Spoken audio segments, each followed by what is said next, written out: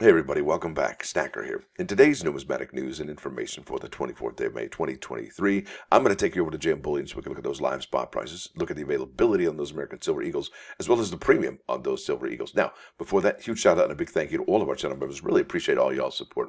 Now, over here to JM Bullion. Looks like gold is, it's down 13 cents. It's basically flat to 1986.88, still under that $2,000 mark. Silver's down 2 cents to 23.65. Platinum still above that $1,000 mark, down 10.60.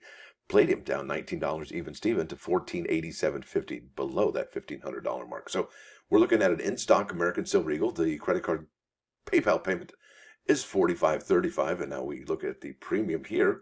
That's less the difference of the ask. You're looking at 21.70. So it's definitely going down pretty much every day for about the last 4 or 5 days now.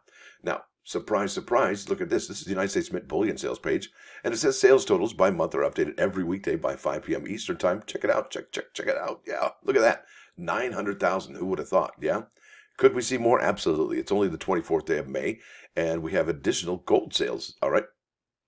So we were almost at about half of this just yesterday, day before yesterday, but now we're at 900,000. Yeah, it looks like a cap. 100%. They are governing the issuance of those American Silver Eagles. And, is that part of the legislation? Are they minting it to the quantity and qualities demanded by the public? I don't know. Because look at those Silver Eagle premiums, okay? So if they were minting to, I would imagine, the quantity that people wanted, this premium would be a whole lot lower. I know there's a lot of people that want American Silver Eagles. They really do. They like American Silver Eagles, but the premiums are so high that they have walked away. And they walked away about 2 years ago now, didn't they? Now, let's head over here. There's a really interesting article by Coin Update, and this is May 23rd by Michael Alexander. It says, interview, Ventris Gibson, director of the United States Mint. And there's Ventris Gibson right there, pictured. And this was, it was taken. This interview was done around February during the World Money Fair in Berlin. Okay. It says Michael Alexander of the London Banknote and Monetary Research Center had an opportunity to speak with Miss Ventris Gibson, director of the United States Mint, during World Fair Money in Berlin. They discussed the challenges faced by many world mints as continuing trends see the demand for cash and coin diminishing and about new collector coin programs. Okay, here we go. I'm going to skip these two. I'm going to keep on keeping on. I'm going to go right here. Michael Alexander, he is gushing and fawning over the Mint director. You can see here, I'm so pleased that we have this time now at the World Money Fair. Before your appointment as U.S. Mint Director, you have had a remarkable career in public service, including an impressive tenure at the Department of Veterans Affairs. I'd like to ask if this new position was something you had ever aspired to, okay? Now, it says here, I was greatly honored to be nominated by the President to serve as Director of the United States Mint. I don't have a background in numismatics, but I have been fortunate during my career to have worked for inspiring leaders whom under I've developed my core values of fairness, integrity, and trust. The Mint's motto is connecting America through coins, and those words are true responsibility to me. Now, if you remember connecting America through coins, you saw that a lot right before the pandemic and kind of early during the pandemic, and that was about it. You don't see too many of those commercials on YouTube anymore, or even on television or radio, or even the internet. Okay, so those have, but that was there when she got there, and I think it kind of stuck with her. All right. Now, MA, that's Michael Alexander, as director of the U.S. Mint. Were there many aspects of the job which took you by surprise, something you weren't aware of, or an age-old duty that is uniquely the responsibility of the director? Well, that's an oddball question, right? No age-old adage comes to mind, but I greatly enjoyed attending coin shows and interacting with Mint customers and coin enthusiasts. Awesome. I love numismatics. Seeing the interest and passion people have for coins produced by the Mint is inspiring to me. It's very humbling to have people at coin shows ask for my autograph. It serves to remind me of the important work we do. How many of you have gotten an autograph from Miss Ventris Gibson, right? Isn't she cool? She's awesome people. Really cool people. Now, MA says, that's Michael, during your presentation, I don't think I'm gonna keep on keeping on. Here we go. He says here, now that you've met real coin collectors close up, so to speak, not only at the United States, but now internationally, is there something in particular you would like to introduce as part of the U.S. Mint selection products to perhaps spark the next generation of collectors in a similar way the original state quarters did? And remember, I talked about this. It doesn't seem like this is one of the only hobbies that is so concerned about getting the younger generation involved. I don't think card collecting is like that. I don't think stamps are like that. I don't think Beanie Babies are like that. So yeah, really interesting hobby how they're so concerned. Maybe it's about keeping the values of their coins up, up, up, right? Just a simple observation. DG says, that's Director Gibson, the Circulating Collectible Coin Redesign Act not only authorized the American Women Quarters Program, but it also authorized two additional distinct circulating coin programs for 2026 through 2030. In 2026, the United States Mint will celebrate its semi-quincentennial or 250th anniversary. Now, here we go. Meat and potatoes. During the 2026 year, right, the United States Mint is authorized to redesign any of its legislated coins in commemoration of the semi-quincentennial. As such, the Mint is authorized to mint and issue up to 5 different quarter designs emblematic of the semi-quincentennial. Okay, that's the spirit, 1776. And this year, I believe it will be in December, we're going to have the 250th anniversary of the Boston Tea Party. So the United States Mint could easily get going with this semi-quincentennial stuff right off the bat this year.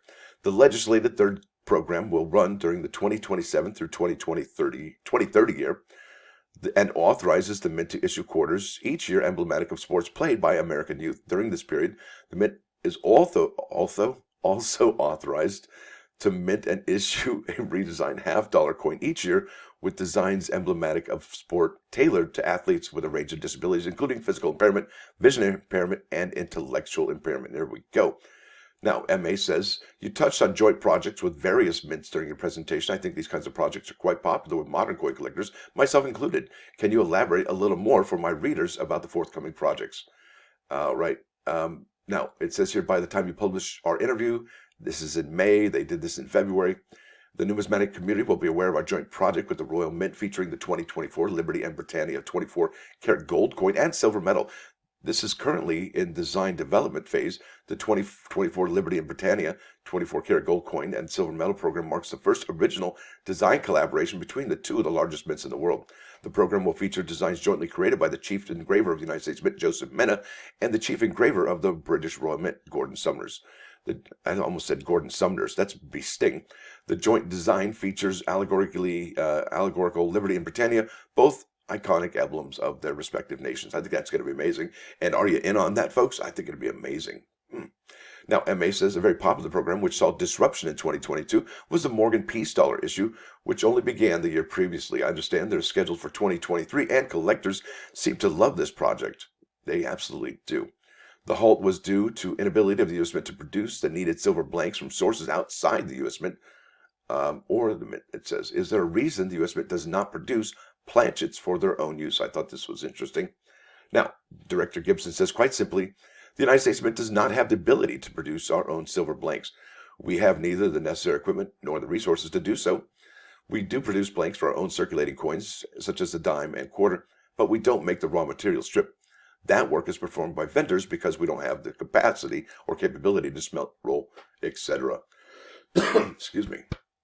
Now, it says here regarding the Morgan and Peace dollars, one of the greatest complaints I hear from collectors is the mintages are too small, and they cannot order them online in time. We know that. Smell the flower, blow the candle. Remember that? Would it not be possible to just open the ordering period with a deadline and then total number of paid orders becomes the final mintage? Hey, that's like a pre-order, right? That'd be something. Now, it says here, Director Gibson answers, feedback from our customers indicates they would like to order more than the current limit of 3 units per product per household, and I'm pleased to share the news that there will soon be an increase in the Morgan and Peace dollar household order limit. Now, folks, they did this in February. Obviously, we know it's up to 25 now. The uncirculated Morgan and Peace dollar coins will go on sale in July. The proof coins go on sale in September. And I don't think that's, well, we'll see how that works out. And the 2 coin set goes on sale in November. All right, we don't have a date for that, but we have a season. Now, there's also ample inventory available and plenty of time to subscribe, which is the best way to ensure receiving the coins you want. So far, we have yet to receive any reports from customers who are unable to subscribe. There you go. And really, if this is in February, we already know that at least 3 of the 5 options are unavailable to subscribe. During this World Fair on Money, it has probably been quite a lot of discussion about the decline of both coins and banknotes from everyday use. Here we go about digital money in use in favor of electronic payments. Is there something perhaps you think mints and central banks can do, some kind of incentive to increase the use of banknotes and coins before they disappear from use entirely? Now, Director Gibson says, we are acutely aware of the continuing trend towards digital payments. But one of the lessons learned during the pandemic is that there continues to be a strong demand for coins. We can't predict the future, so we must do our best in order to be prepared to meet the needs of an ever-evolving environment. To this end, the United States Mint collaborates with offices in the Federal Reserve to closely monitor payment data to ensure the demand for circulating coins is met. The Mint and the Federal Reserve both participate in industry work groups and task force working to ensure sufficient volumes of coins are available where and when it is needed. Okay. Now, at the same time, both public at large and collectors agree it may be time to discontinue the production and use of 1 and 5 cent coins. Here we go. So we're talking about digital money. We're talking about the lack of quality seigniorage on those 1 cent Lincoln cents and the Jefferson nickels. Here we go. Now it says here. I'll start over. I apologize. At the same time, both public at large and collectors agree. I don't really agree. I like these. It may be time to discontinue the production and use of 1 and 5 cent coins. Both coins cost twice their face value to mint, but neither coin has any purchasing power as a standalone denomination. How do you view this? Me personally, I like these coins, and even if they are losing money, the fat pays for the lean. Okay, and the fat is the quarter, the dime, and so on and so forth. Now, this is a question I get often, especially, this is Director Gibson's answer. This is a question I get often, especially regarding the Lincoln cent penny as we affectionately know it. At this time, there are no plans to discontinue the penny or the nickel. We are actually aware of negative seigniorage for both coins, and we make every effort to control all costs to limit that negative seigniorage or difference between production costs and face value. But there are no plans to discontinue either coin. I think that many people will be surprised at the number of Americans who still actively utilize the nickel and the penny. This is a segment of Americans who are underbanked or unbanked or underbanked and make regular use of these two coins. There we go. It may become a strategic balancing act for all mints to have the best of both worlds, a constant level of yearly increase in the production of circulation coinage, collector coins, and bullion in the face of electronic payments, while at the same time turning a profit. Is this a challenge that the U.S. Mint is poised to take on? DG says achieving that type of balance is challenging because the demand for circulating coins can vary. We aim for a level set production throughout the year, which allows for our production to be more efficient. And that's absolutely true. And you can say computerization or robots. We've seen very high demand for precious metal bullion coins during the last 3 years and take great pride in how investors recognize United States Mint bullion coins and are reliable in both their weight and purity. We continue to work to increase our numismatic program by offering high-quality products that excite our longtime customers and generate interest from people who have not previously bought any of our numismatic products. He says, lastly, I ask those who interview in positions such as directors of prominent mints if they're coin collectors, so I won't break my streak and ask you the same question. If so, what's caught your eye recently? And Director Gibson says, I don't necessarily consider myself a coin collector, but my favorite coin is the Lincoln cent. I find it very meaningful. Good for you, Director Gibson. It is my favorite too. Yeah, there it is. That's the interview. And do you think the interviewer, Mr. Michael Alexander, pulled too many punches or didn't ask her enough really hard-hitting questions? I mean, and he didn't even mention the fact that Canada doesn't even have a cent anymore, right? There you go. So that was a great article, great questions, but was there enough time? Was there not enough time? I don't know, but let's go to the plus one. This is Psalm 118:18. The Lord has humbled me exceedingly, but he did not give me over to death. And I think that basically means I survived because whatever suffering the Lord decreed was only to atone for my sins. Bam! I'm still here, aren't I? Don't jinx it, right? Anyway, this is Achilles' Last Stand by Led Zeppelin, and it's the remaster. I don't know why it's here and there, but either way, it's all good. Hope you enjoy it. It's a fun song, and it is Wednesday, isn't it? Yeah. All right, so thanks for watching. Thanks for dropping by. Don't forget to hit that like button. And I'm probably going to do a show this morning because I don't know whether or not I have an appointment or not. So we'll see how that goes. Stacker out.